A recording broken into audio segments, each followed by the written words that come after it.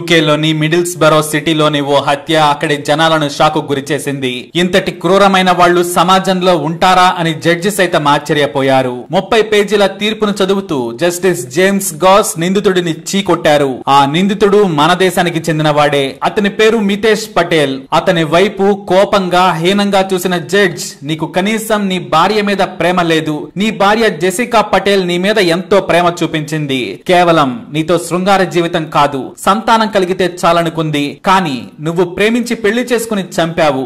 నీకు ఎలాంటి ప్రాయశ్చిత్తం లేదు. మిస్టర్ పటేల్, నీ బ్రతుకు మీద నువ్వు కనీసం జాలిపడు. తప్పు చేసినా తోటి మనిషి ప్రాణం తీసినా రాయిలా నిలబడ్డావు. అందుకు నువ్వు నీకుగా సిగ్గుపడు. నీ పరిస్థితికి జాలిపడు.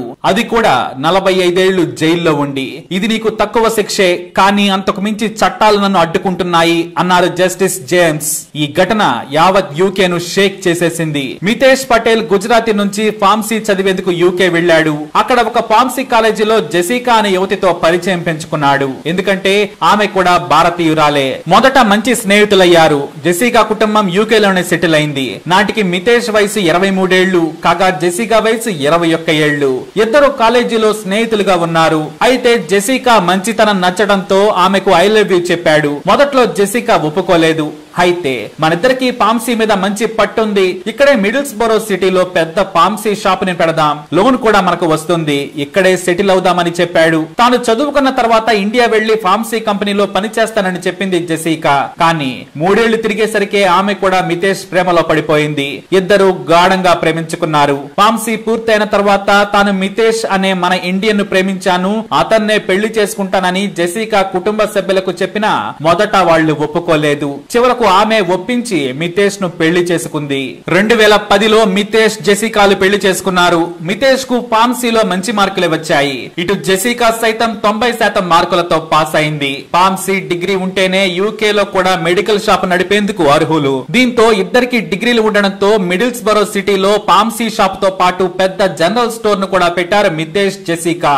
ఇద్దరు పార్ట్నర్స్ గా మెడికల్ షాప్ వ్యవహారం మొదలు పెట్టారు. మొదటి ఏడాది చాలా ఇబ్బందులు పడ్డారు. పెద్దగా నడవలేదు. ఆ తర్వాత మన ఇండియన్ స్టైల్లో మెడిసిన్స్ పై భారీ డిస్కౌంట్లు ఆఫర్లు ఇచ్చి సిటీలోని వారిని ఆకర్షించారు. అలా మెల్లిగా షాపును లాభాల బాటలోకి నడిపించారు. దీంతో వారి లైఫ్ సెటిల్ అయింది. కానీ అప్పుడే ప్రాబ్లం కూడా క్రియేట్ అయింది. పెళ్లైన 2 ఏళ్ల వరకు తమకు పిల్లలు వద్దనుకున్నారు. కానీ 3వ ఏడాది నుంచి శృంగారం కోసం జెసికా దగ్గరకు వచ్చేవాడు కాదు మితేష్. ఒకే బెడ్రూమ్ లో పడుకున్నా సరే శృంగారంపై ఆసక్తి చూపించేవాడు కాదు. దీంతో సమస్యలు ఏమైనా ఉంటే డాక్టర్ కు చూపించుకోవాలని సూచించింది. ఆ సలహాతో మితేష్ తన భార్యపై గొడవ పడ్డాడు. నాకేమీ సమస్యలు లేవు, నీ దగ్గరకు రాలేనని చెప్పాడు.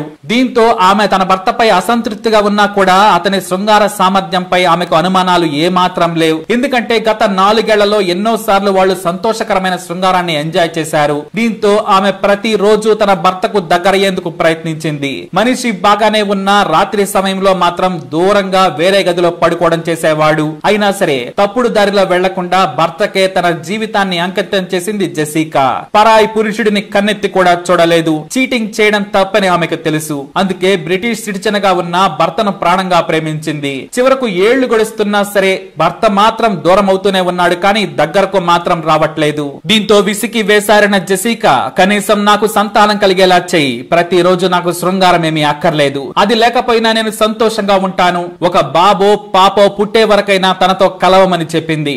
అయినా సరే ఈ మితేష్ ఒప్పుకోలేదు. పైగా తిట్టటం కొట్టటం మొదలు పెట్టాడు. నేను నీతో ఉండనని చెప్పేవాడు. అలా అయితే ఎలా అని ప్రశ్నించింది జెసికా.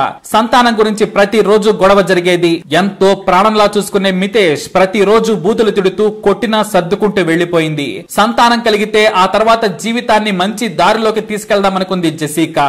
అయితే ఎందుకు అతనిపై అనుమానం పెరిగింది. అతనిపై నిఘా పెట్టడంతో అసలు విషయం బయటపడింది.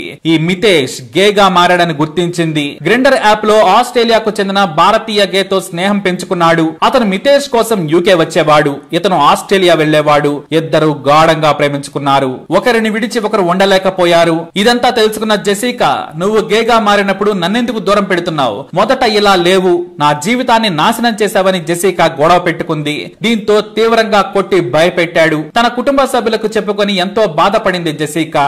అయితే వ్యాపారం సాఫీగా సాగుతూ ఉండడంతో పాటు భారీగా లాభాలు కూడా వస్తున్నాయి. జీవితం సెటిల్ అయిన తర్వాత ఈ విషయంలో గొడవ పడద్దు బాధపడద్దని కోరింది. కనీసం IVF ద్వారానైనా సరే తనకు సంతానం కలిగించాలని బ్రతిమలాడింది. చివరకు ఒప్పుకున్నాడు. ఆ తర్వాత 2-3 సార్లు డాక్టర్ ను కూడా కలిసి వచ్చారు. అయితే మే 21, 2018 షాపుకు వెళ్లేందుకు రెడీ అవుతోంది జెసికా.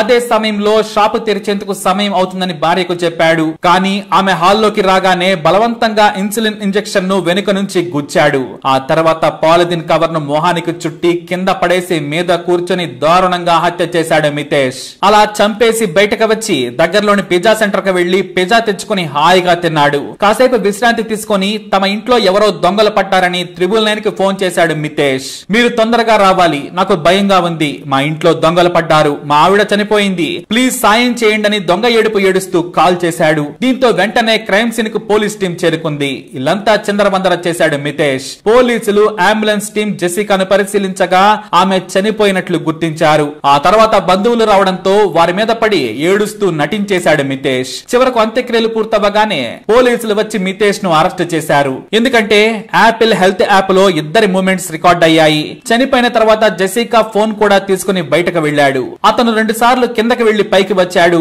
జెసికా పల్స్ ఆగిపోయినా కూడా ఆమె ఫోన్ ను పట్టుకుని అటు ఇటు తిరగడంతో మితేష్ మూమెంట్స్ చూసిన పోలీసులకు అనుమానం వచ్చింది.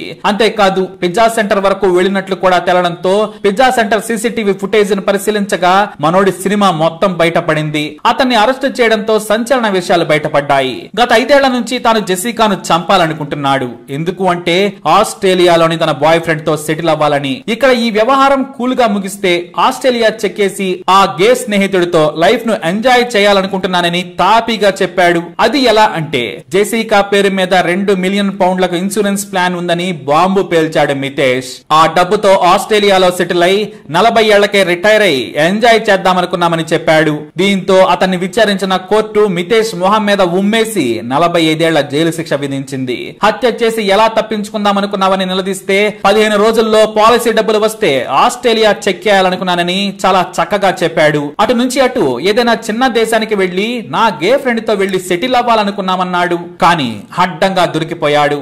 ప్రస్తుతం జైలులో చెప్పకూడదు తింటూ రోజులు లెక్క పెట్టుకుంటున్నాడు ఈ గే మితేష్ పటేల్. మరి ఈ థ్రిల్లింగ్ స్టోరీపై అభిప్రాయాన్ని కామెంట్ ద్వారా తెలియజేయండి. వీడియోని లైక్ చేయండి, షేర్ చేయండి, మా ఛానల్ ని సబ్స్క్రైబ్ చేసుకోండి.